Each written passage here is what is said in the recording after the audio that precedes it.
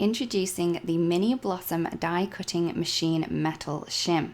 Now this is great to help you cut your delicate dies on your Mini Blossom die cutting machine. It is a piece of metal, it's very shiny and very thick and strong, and it's going to help you cut those detailed dies. So for the sandwich, you're going to take your bottom plate. This is the thicker of the two that you get with the Mini Blossom.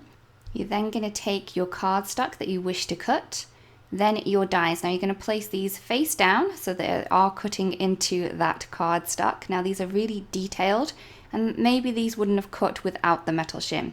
I'm then going to take the metal shim and I'm going to place that down. I am offsetting it from the edge of the cutting plate so it runs through my machine easier. And I'm then going to take the top plate. Now this is the thinner of the two that you do get with the Mini Blossom. I'm then going to run this through my machine.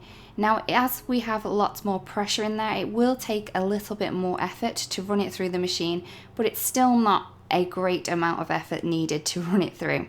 Once it has been run through just the once, I didn't have to do it a second time, I can then remove the top plates and the dies, and you can see just how beautiful that has die cut just with one go around. I really do think this is a great product, and I do think it is going to help you with your crafting. Thank you so much for watching. We'll see you again really soon. Bye bye.